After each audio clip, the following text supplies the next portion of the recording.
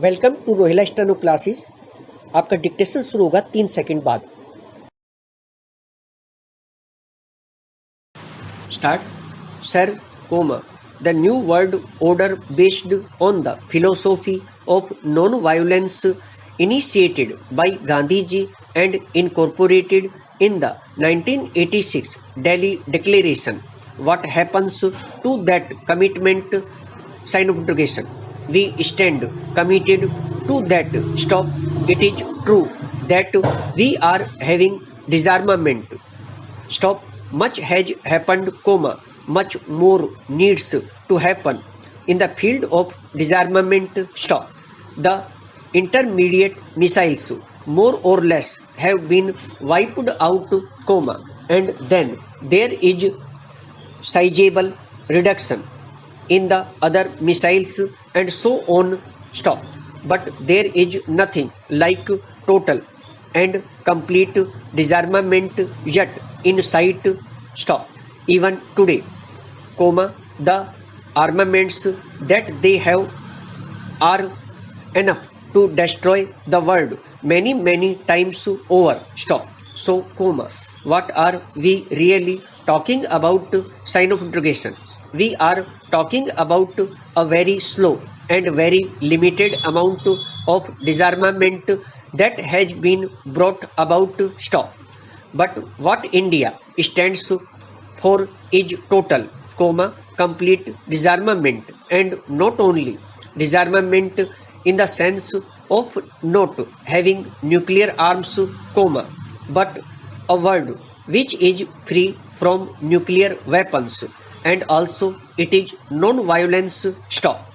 If you completely destroy nuclear weapons today, but after 10 years, if another kind of weapon, which may not be called nuclear, but which may be something much more destructive than a nuclear weapon, suddenly emerges from somewhere, from some power, then you have not really contributed to that word of non-violence which you talked about in 1986. Stop. Therefore, it is not merely the negative aspect of doing away with nuclear weapons, but positively creating a non-violent world to which President Gorbachev and Rajiv Gandhi committed their countries to in 1986.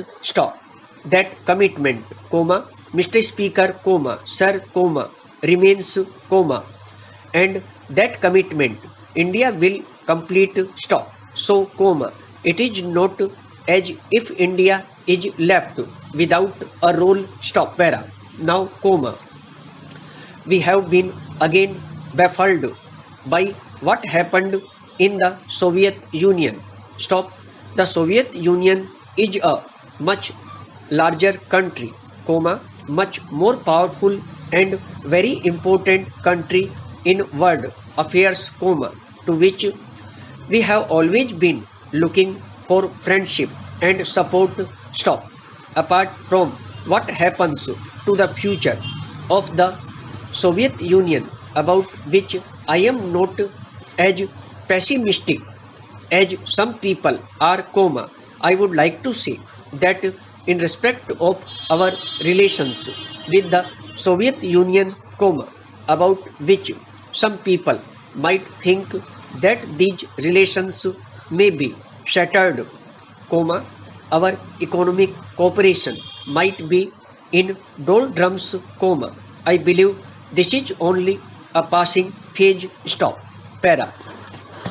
The relations between our two countries are not merely based on a treaty or on certain agreements, but we have subscribed to certain principles, and I am quite sure that a large country like the Soviet Union just cannot go to pieces and just disappear. It is not possible. Stop.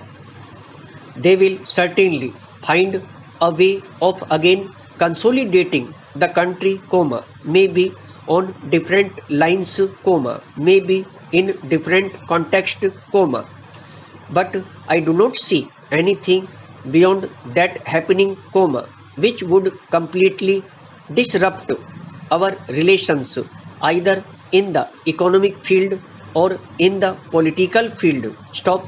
I do not expect that. Stop. I cannot spell out anything more, nor can any members spell out anything more than this at the moment, not even the friends abroad with whom I have had occasion to speak. Stop. Everyone seems to be equally uncertain. Everyone seems to be hopeful this minute, not so hopeful the next minute. Stop. But, we would say, as friends of the Soviet Union, that the relations between the two countries are not going to be disrupted. Stop. We will certainly continue the relationship. Stop. There may be certain lacuna, for instance, in the supplies, in exports, and in the nitty-gritty of our relations. Stop. These are important. We cannot minimize the importance of these things. Stop. But I understand that whenever we have taken up any of these matters with the Soviet authorities, they have responded with whatever expedition that they could manage at the moment. Maybe after 2 months, 3 months or 4 months, they would respond more expeditiously.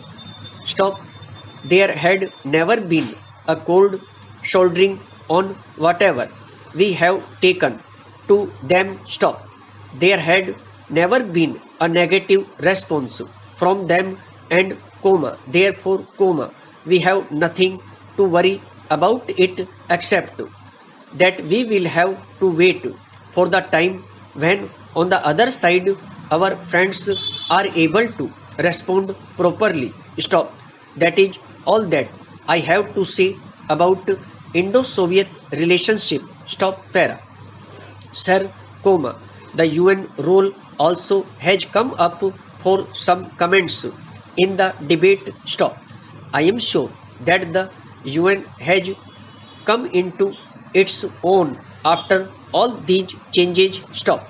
We have had a much more important role assigned to UN in the last 2 or 3 years, and in this role, in the assigning of this role, in the expansion of the UN role, we also have contributed our bit. Stop. Para. There is hardly any speech of the External Affairs Minister of India or the Prime Minister of India which did not emphasize a much more decisive and important role for the UN. Stop. अगर आपको dictation पसंद आया हो तो like करें, share करें और channel को सब्सक्राइब करें।